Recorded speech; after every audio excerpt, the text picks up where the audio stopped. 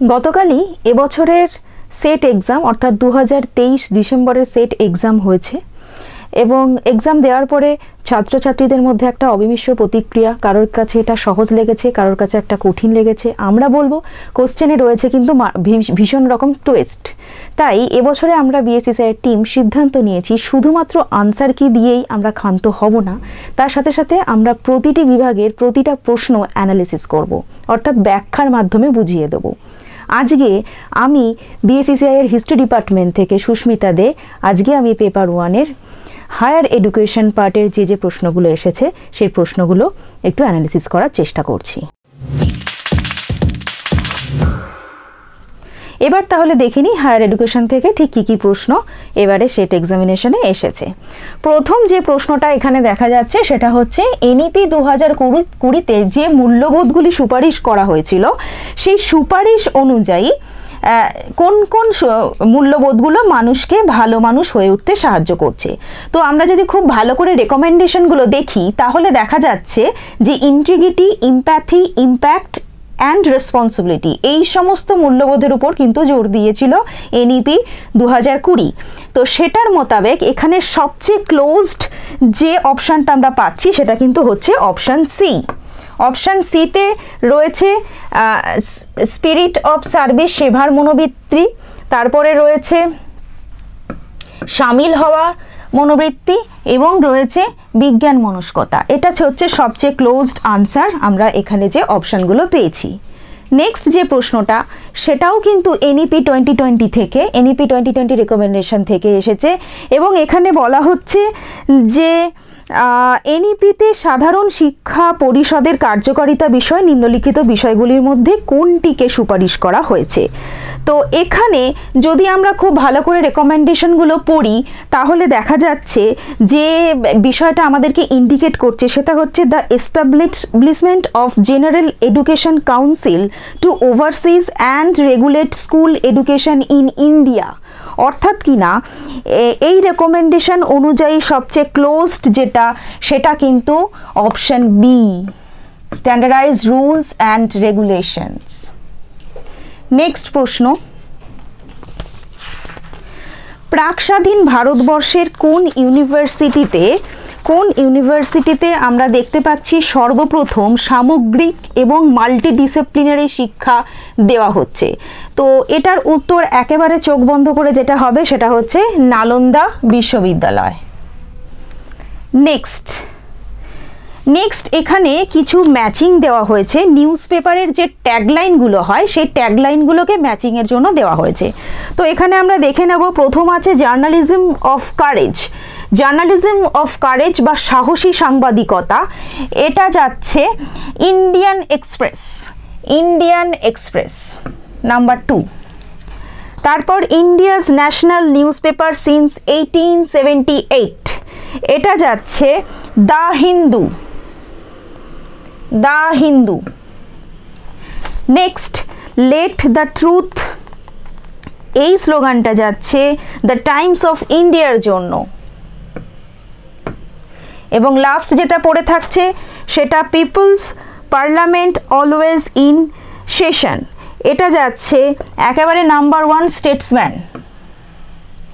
তো এইভাবে সিরিজ মেলানোর পরে যে উত্তরটা দাঁড়াচ্ছে সেটা হচ্ছে অপশান বি। আমার হাতে যে প্রশ্নপত্রটি আছে সেটা জেড সিরিজের এবং জেড সিরিজের এটা 26 নম্বর প্রশ্ন। 26 নম্বরের প্রশ্নের উত্তর দেখা যাচ্ছে বি। নেক্সট হয়েছে, এবার যদি আমরা সায়াম এমওসি যদি খুব ভালো করে পড়ি তাহলে আমরা যে বৈশিষ্ট্যগুলো দেখতে পাচ্ছি সেখানে অবশ্যই যে কথাটা ভীষণ জোর দিয়ে বলা হচ্ছে সেটা হচ্ছে design for large number of geographically depress students, অর্থাৎ কিনা দেশের দুর্বলতম সুবিধাবঞ্চিত ছাত্রগোষ্ঠী সহ সকলের কাছে উৎকৃষ্টতম শিক্ষা ব্যবস্থা পৌঁছে দেওয়া। তাই প্রথম উত্তরটা কিন্তু একদম ঠিক এবং পরবর্তী যে পয়েন্টটা এখানে দেওয়া হচ্ছে সেখানে বলা হচ্ছে শিক্ষার 3টি মুখ্য উদ্দেশ্য, যথা অ্যাক্সেস, ইকুইটি অ্যান্ড কোয়ালিটিকে সম্পাদন না করা। ঠিক আছে, এটা তো কখনোই ঠিক হতে পারে না।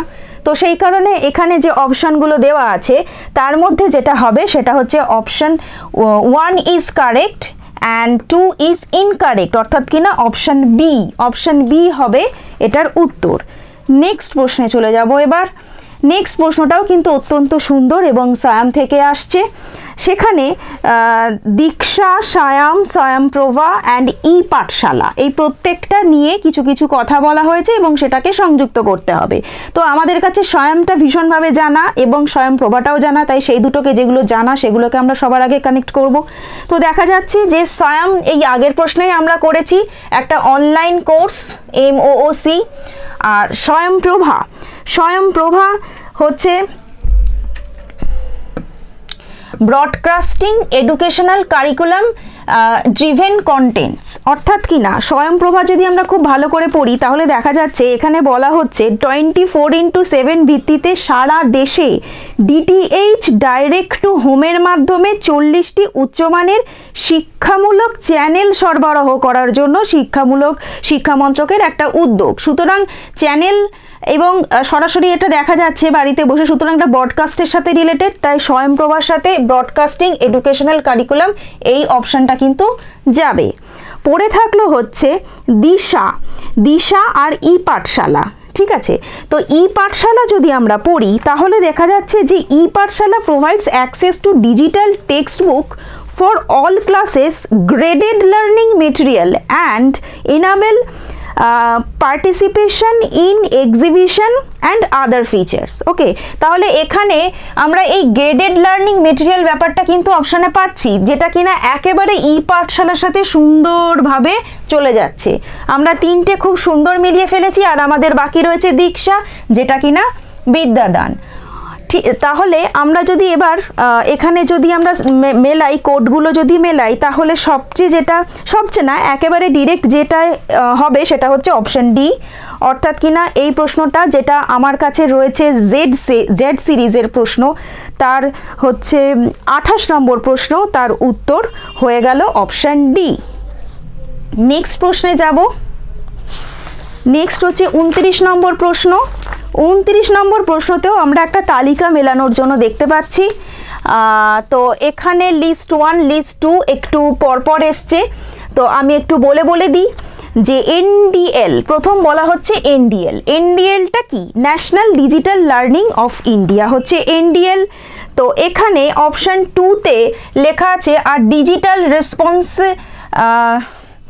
Representative two kind of learning material, অর্থাৎ কিনা এটা যাচ্ছে NDAটা যাচ্ছে এই ডিজিটাল লার্নিংয়ের সাথে সংযুক্ত হচ্ছে। এরপর আছে বিদ্যান হচ্ছে established communication directly with express with process the experience needed by user, যেটার সাথে সংযুক্তি হতে পারে সেটা হচ্ছে অপশান 4। ঠিক আছে, আমরা এরপরে রুষা দেখব। রুষা ভীষণ ইম্পর্টেন্ট একটা আমাদের পেপার 1-এর অংশ, যেখানে বলা হচ্ছে তোমার ইমপ্রুভ, যেখানে রুষাতে ইমপ্রুভ আর access equality and quality in higher education through planned development of higher education at the state level. তো রুষার সঙ্গে যেটা যাচ্ছে সেটা হচ্ছে এখানে রুষার সাথে যাচ্ছে অপশান 3, রুষার সাথে অপশান 3, এই যে টেকনোলজি এডুকেশন, এইটা। ঠিক আছে, আর যেটা বাকি থাকছে সেটা হচ্ছে NEAT হচ্ছে education, national educational alliance for technology, যেটা যাচ্ছে এখানে অপশান 3-এতে যেটা আছে, আমি একটু আমার দাগানো ভুল হয়েছে, আমি একটু ইরেজ করে নিই। অপশান 3-এতে যাচ্ছে NET,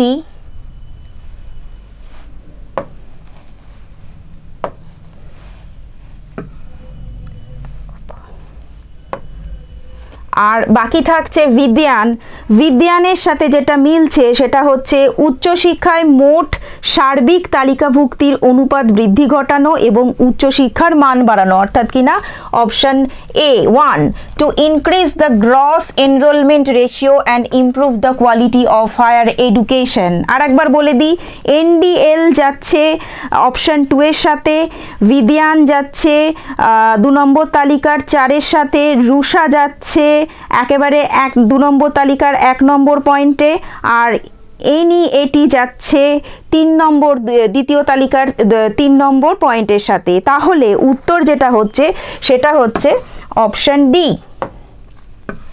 অপশান ডি হচ্ছে এটার উত্তর।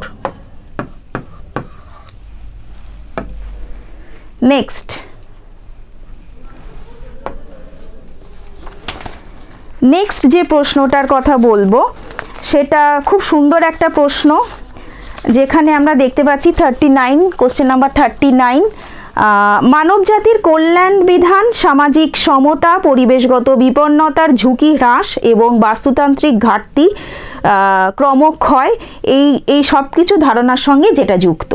এখানে আমাকে অপশন হিসেবে দেওয়া আছে social sustainability, green economy, silent spring, আর হচ্ছে কিছু প্রোটোকল, তো মন্ট্রিয়াল প্রোটোকল। তো এর মধ্যে আমরা সবাই জানি যে সাইলেন্ট স্প্রিং একটা হচ্ছে বই, যেখানে সাইলেন্ট স্প্রিং বইটাতে যে বার্তাটা দেওয়া হয়েছিল সেটা হচ্ছে কৃষিতে রাসায়নিক এবং কীটনাশক এই সমস্ত অতিরিক্ত ব্যবহারের ফলে আমাদের প্রাণীকুল থেকে শুরু করে প্রকৃতির একটা কিন্তু ক্ষতি হচ্ছে, এই বার্তাটা কিন্তু এই বইয়ের মাধ্যমে দেওয়া হয়েছিল।